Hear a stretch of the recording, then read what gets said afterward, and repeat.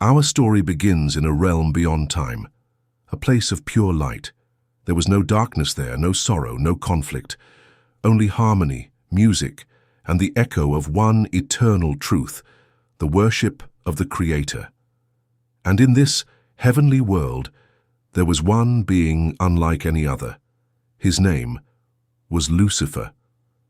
Lucifer, known in the Bible as the morning star and in Islamic tradition as Iblis, was not just another angel. He was radiant, magnificent, a masterpiece of beauty and power. His very presence shone like a crown of light. His voice carried such sweetness that when he sang praises to God, the entire heavens resonated like a choir. He was the most exalted, the closest to the throne of the Almighty. But within this shining angel, hidden deep beneath the brilliance, was a seed, a dangerous seed, the seed of pride.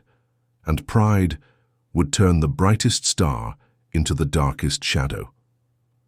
Tonight we're going to dive into this story, the rise and fall of Lucifer, and the great heavenly battle that changed eternity. Lucifer's position was unmatched. He was not a common angel. He was a leader, a commander, a prince among the heavenly host. The Bible describes him as perfect in beauty, full of wisdom. Every feature of him reflected glory. His garments were said to shimmer with jewels and fire. His very body seemed to radiate light, as if he carried the flame of creation itself. Lucifer was entrusted with immense responsibility. He walked among the holy mount of God, standing close to the divine throne. Imagine being so near to the source of all power, all glory, all eternity. That was his privilege. He led countless angels under his command. His voice, when raised in worship, guided the harmony of heaven itself. The praises he sang became the praises of thousands. His leadership, his authority, and his beauty set him apart as one of heaven's greatest beings. But the higher the position, the greater the test. And within Lucifer's heart, the very light that made him beautiful began to twist into something dangerous. Think of it, living in a world where all creation bows before God, where all existence is built upon humility and devotion. Yet within Lucifer's heart a thought began to whisper, "Why should I serve when I can rule? Why should I bow when I am the most radiant? Am I not worthy of a throne myself?" The Bible says, "Your heart was lifted up because of your beauty. You corrupted your wisdom for the sake of your splendor."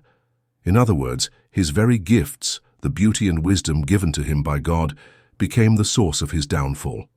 At first, maybe it was only a fleeting thought, a dangerous curiosity. But slowly, this idea grew like fire.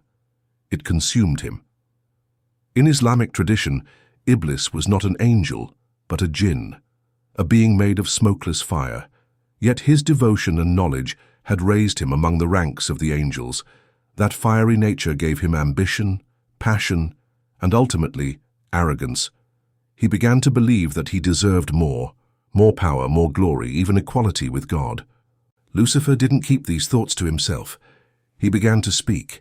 He began to plant seeds of doubt in the hearts of other angels. He would whisper, "Why do we endlessly bow? Why do we never rise? Is there not greatness within us too?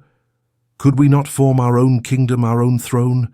If I can lead you now in worship, can I not also lead you in glory?" Thousands of angels listened. His beauty made him admired, his words made him persuasive, and his vision intoxicated those who longed for more. He promised them freedom, power, a throne separate from God. And slowly, a faction formed in heaven. For the first time, division entered paradise.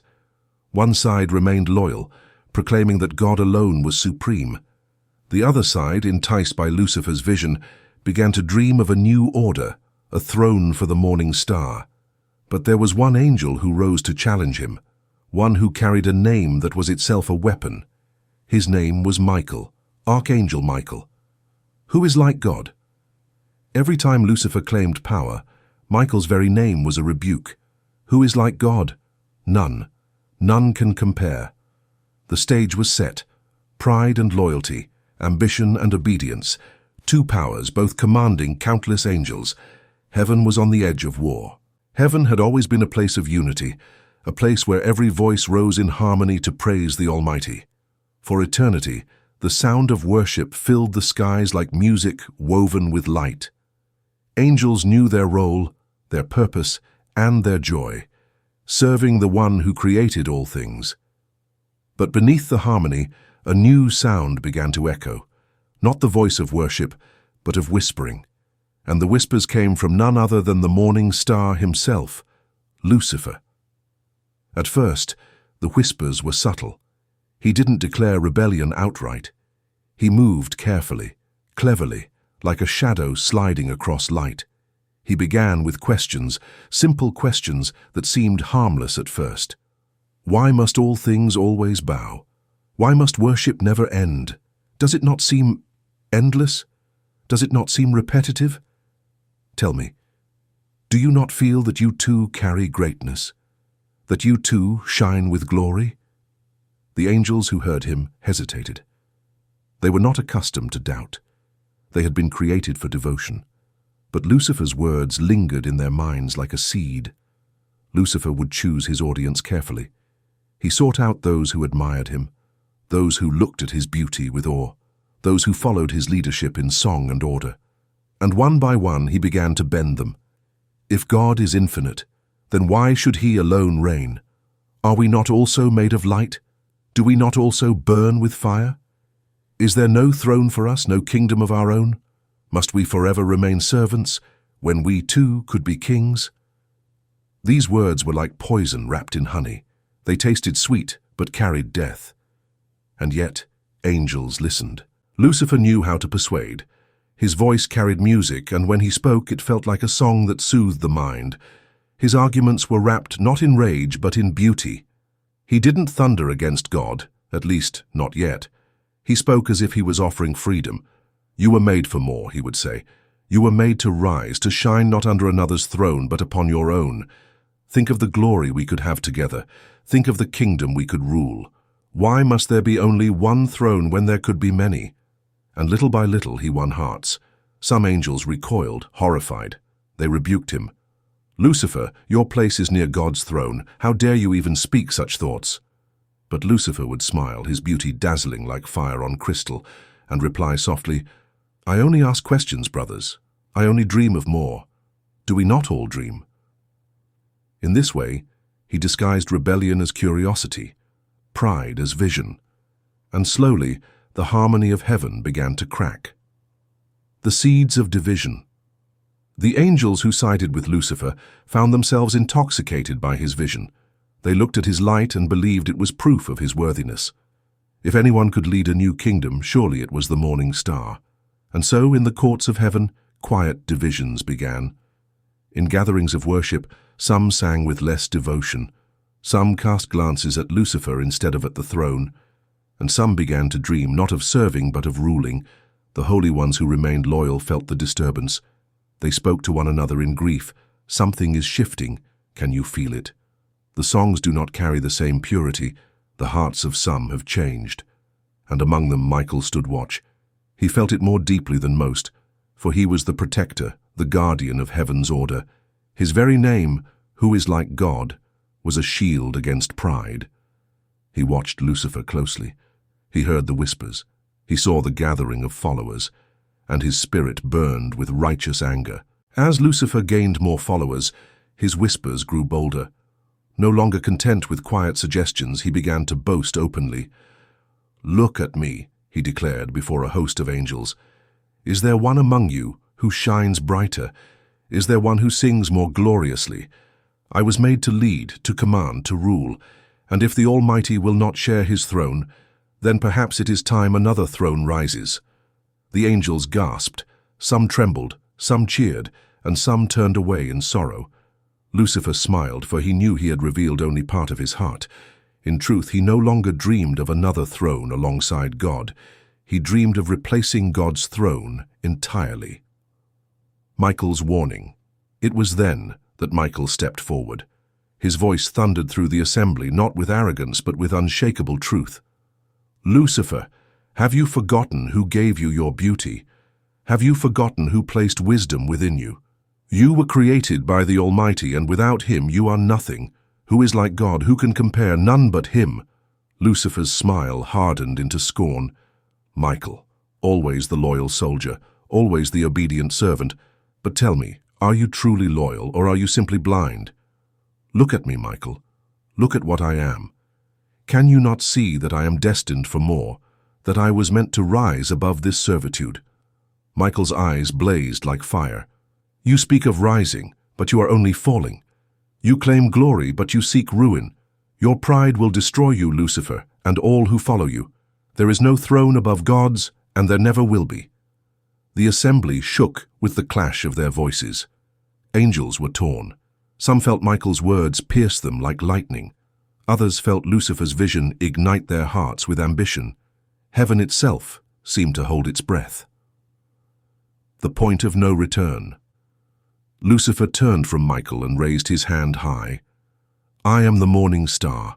I am the bringer of light, and I will not bow any longer. Those who are with me, rise, for together we will make a new kingdom, a new throne, and I will be your king. A roar erupted. Thousands of angels rose to his side, wings blazing with fire and rebellion. They shouted his name, proclaimed his glory, and pledged their allegiance. At that moment, heaven was no longer united. It was split in two. One half loyal to the Almighty, the other seduced by Lucifer's pride. And for the first time in eternity, paradise knew betrayal. The heavens had never known division. Since the dawn of creation, every angel had moved with one heart, one purpose, one song. But now the unthinkable had happened. Heaven itself had split. On one side stood the faithful, their faces radiant with loyalty, their wings shimmering with the light of truth.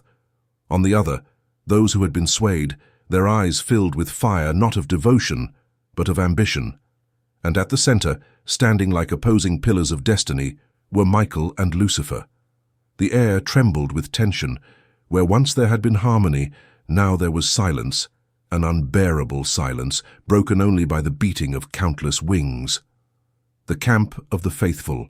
Michael walked among the faithful, his presence steady, his voice a calm yet powerful reminder. Brothers, sisters, do not be shaken. Do not let pride blind you. Remember who we serve.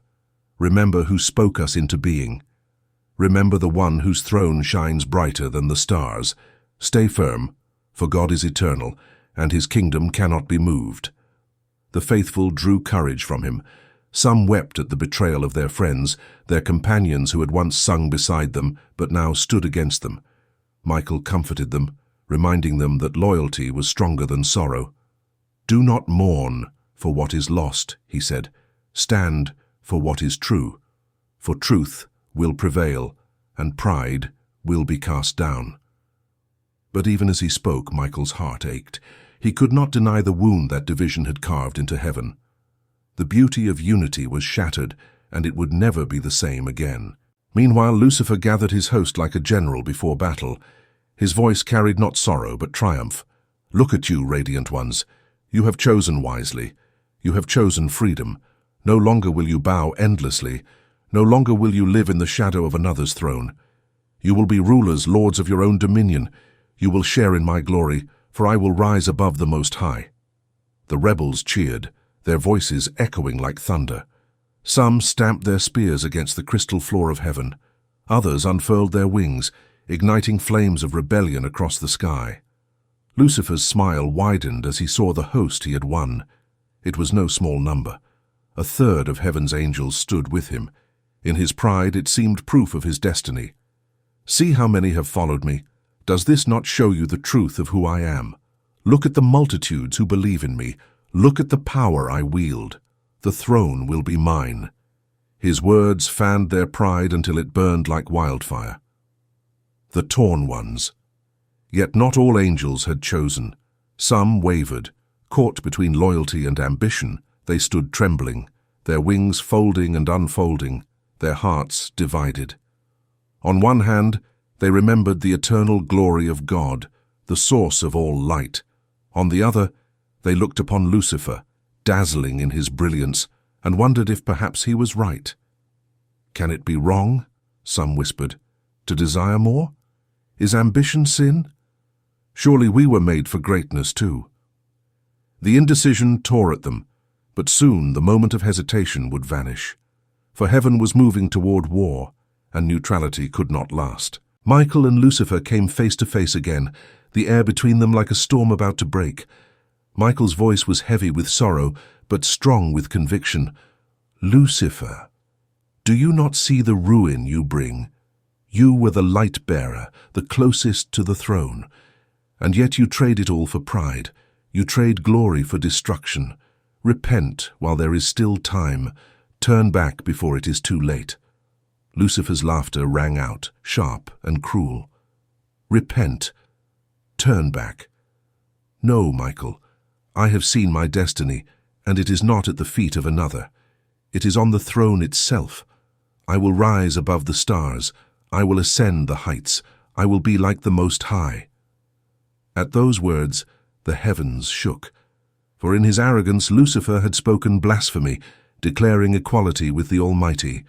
The faithful gasped in horror, while the rebels cheered with madness. Michael's face hardened. His sorrow gave way to fire. "You will not ascend, Lucifer. You will fall. And your fall will be great, for there is none like God, and none shall ever take his throne." The two stood locked in defiance, heaven itself watching as if the very stars leaned closer to witness. The moment of choice. At that moment, angels who had wavered knew they could not remain silent. The time for choosing had come. Some fell to their knees, crying out, "We will serve the Almighty. We will not betray the one who made us." Others spread their wings and flew to Lucifer's side, their faces hardened, their loyalty sealed. The line was drawn. No angel would remain neutral. Heaven had become two armies. Suddenly a roar split the silence. Lucifer lifted his hand, and his followers surged forward. The rebels spread across the heavens like a storm cloud, their weapons flashing, their wings aflame with defiance. Michael raised his sword, and the faithful rallied behind him. With a single command they leapt into battle, wings striking like thunderbolts, voices raised in war cries of loyalty. The clash was unlike anything creation had ever seen.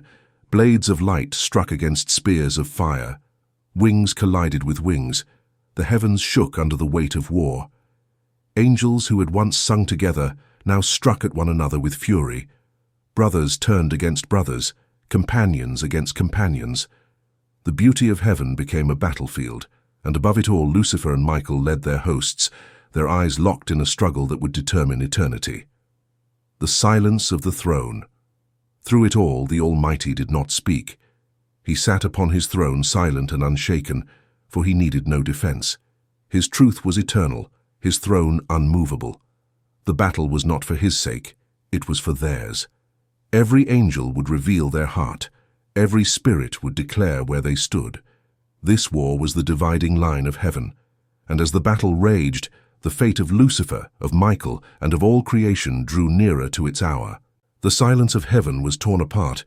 What had once been a sanctuary of harmony now thundered with the sound of war. Lightning streaked across the skies, not from storms, but from the clash of angelic might. Wings, once pure instruments of song, became weapons of speed and strength. The armies of light surged forward, their voices raised in cries of loyalty. "For the Almighty, for the throne eternal." Opposite them, the rebels answered with defiance. "For freedom, for Lucifer, the morning star." And then the hosts collided.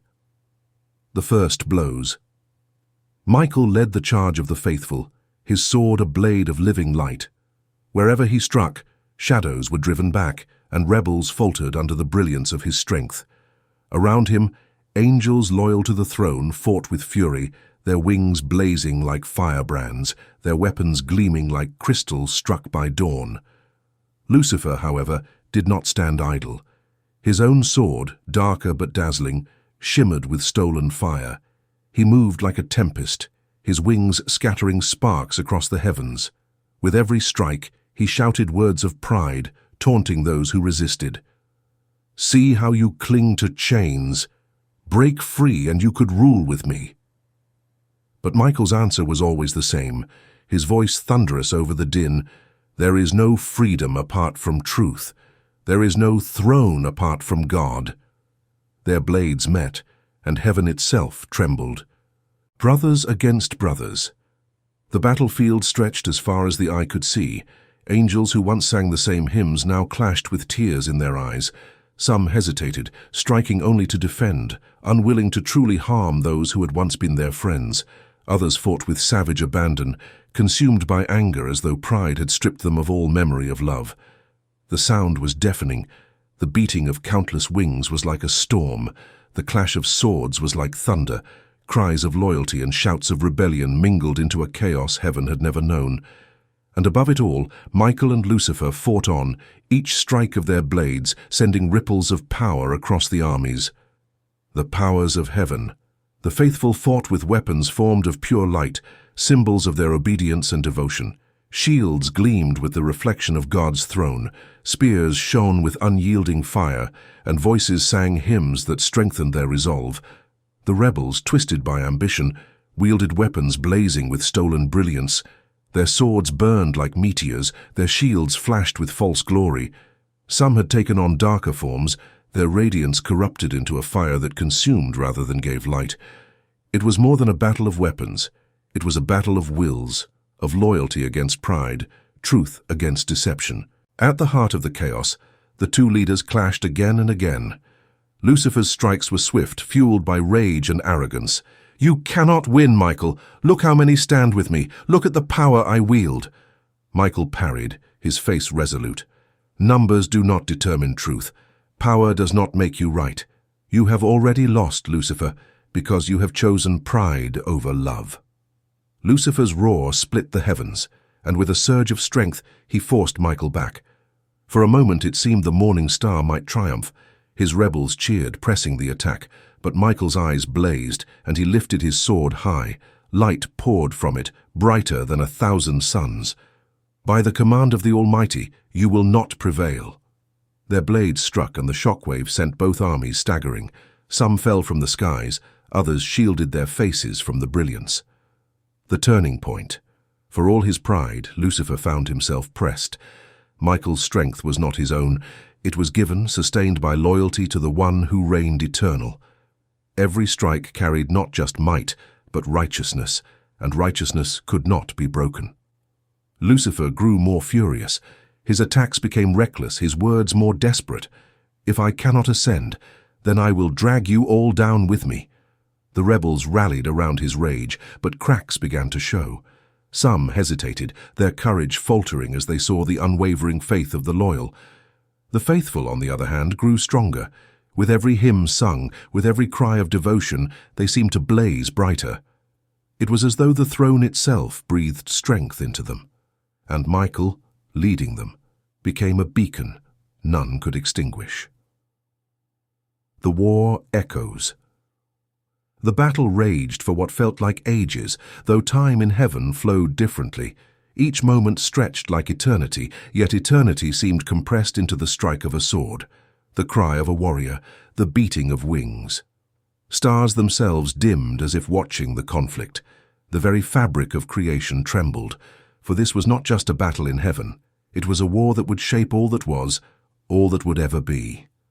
At last the tide turned. The faithful pressed forward with renewed force, driving back the rebels. Michael, his sword blazing brighter than ever, struck with such fury that even Lucifer faltered. But still he refused to yield. Bloodless but broken, prideful yet cornered, Lucifer lifted his blade and cried out with all his arrogance, "I will not bow. Even if cast down, I will not serve. If heaven rejects me, I will carve my own throne in the depths of creation." The rebels roared their agreement, but their voices trembled. They knew the battle was lost, but pride would not let them admit it. Michael raised his sword once more, his voice a thunderclap across the heavens. "Then you will have no throne, you will have no crown, you will have no place here, for you are cast out, O morning star." And with that, the final clash was set. The battle had raged with fury beyond imagination, but now heaven itself seemed to hold its breath. The armies had clashed, the skies had thundered, and still the question remained, who would stand victorious? Lucifer, the morning star, stood battered yet unbroken. his once perfect radiance dimmed by pride. His wings, though still magnificent, bore the scars of battle, their glow tarnished by corruption, but his eyes still burned with defiance. Michael stood opposite him, sword raised high, his form shining brighter than ever. He bore no wounds of arrogance, only the marks of loyalty. His strength had not weakened, for it was not his own. It flowed from the eternal throne, from the one who sat upon it. Lucifer's last challenge. Lucifer lifted his sword and pointed it toward Michael. His voice, though strained, thundered across the heavens. "Strike me down if you dare, Michael. Even if I fall, I will not serve. I will carve my throne in the darkness, and all creation will remember me, not as a servant, but as a king." The words echoed like poison, bitter and proud.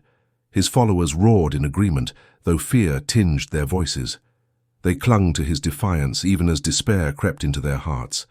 Michael answered, his voice steady, filled with sorrow but also unshakable resolve. "Lucifer, you were the morning star. You were adorned with beauty, wisdom, and song. You were made to shine, but you chose pride over love, ambition over truth. And now the light you held has turned to darkness." He raised his sword, its brilliance flooding the battlefield. "By the authority of the Almighty, you and your followers are cast out." Lucifer roared, charging forward with the last of his strength. His blade descended in a strike fueled by rage, desperation, and pride. Michael met it with calm fury, his sword blazing with righteousness. When the blades collided, the heavens shook. A shockwave erupted, rippling through the armies, through the skies, through creation itself. Stars trembled, and the very throne room of heaven quaked. Lucifer pushed with all his might, his roar a mix of rage and despair. Michael stood firm, his voice thunderous as he cried, "The light will always overcome the darkness." And then, with a final surge of holy fire, Michael struck. Lucifer's blade shattered into shards of corrupted brilliance, scattering like meteors across the skies. His body was hurled backward, his wings beaten, his glory torn. The casting out. The heavens opened, and a great chasm appeared. Below, a void stretched, endless and dark, a place untouched by light. It was not made for glory, not made for thrones, it was exile.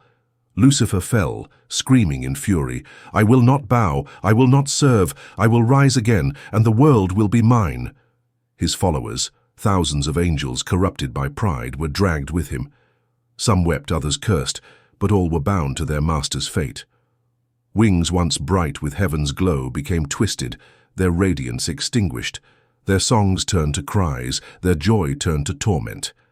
One by one they fell into the abyss, cast out from the place they had once called home. The faithful watched in silence, their faces grim, their hearts heavy. Brothers and sisters they had once loved were gone, consumed by pride, banished into darkness. And so it was fulfilled. And there was war in heaven. Michael and his angels fought against the dragon, and the dragon and his angels fought back. But he was not strong enough, and they lost their place in heaven. The great dragon was hurled down, that ancient serpent called the devil or Satan. He was hurled to the earth and his angels with him. The silence. After the battlefield grew still, the cries of war faded into silence, broken only by the echo of the fallen. Where once there had been chaos, now there was quiet. Michael stood tall, his sword lowered, his gaze fixed upon the void where Lucifer had vanished. He did not smile, for there was no joy in this victory, only necessity. The price of pride had been terrible, and heaven itself bore the scars. The faithful gathered, weary but resolute. They raised their voices not in triumph, but in prayer, their hymns rising like incense, thanking the Eternal One for strength, for truth, for the preservation of heaven's order. But even as they sang, they knew the story was not finished. Lucifer was gone, but not destroyed. His pride would not allow him to rest. His anger would find a new stage. If heaven could no longer be his kingdom, then he would seek another. And so, though cast down, his rebellion was not ended. It had only begun. The heavenly decree. From the throne itself came a voice deeper than thunder, brighter than lightning. Let the heavens be cleansed. Let the faithful remain in light. But the fallen shall dwell in shadow, cut off from my presence. They shall wander, bound by their pride, and their end shall be destruction." The words rolled across eternity, sealing the fate of Lucifer and his followers. Michael and his angels bowed, not in pride, but in humility. They had fought, but it was the will of the Eternal One that had prevailed. Their strength was borrowed, their victory shared. And yet they knew the war of heaven was over, but the war for creation was about to begin. The shadow of things to come. Far below, in the void where Lucifer had fallen, flames stirred. Darkness gathered, taking form, shaping itself into a kingdom of shadows. Lucifer rose, no longer the morning star, but the adversary, the tempter, the enemy of God and man. His crown was broken, his throne stolen. Yet still he roared in defiance. "If I cannot rule in heaven, then I will rule in hell. If I cannot ascend, then I will drag down. And if I cannot shine, then I will burn." His followers surrounded him, their eyes burning with hatred, their voices twisted into curses. They bowed, not out of love but out of fear, bound to him forever. The stage was set. The heavens remained pure, but the earth, yet untainted, would become the battlefield for the next chapter of this cosmic war. Closing to part 2. And so ended the war in heaven. Michael and the angels stood victorious, faithful to the throne. Lucifer and his followers were cast down, their light extinguished, their glory lost. But even as the heavens healed, the shadow of the fallen lingered. Their rebellion would echo across time, across worlds, across the hearts of men. The battle was over.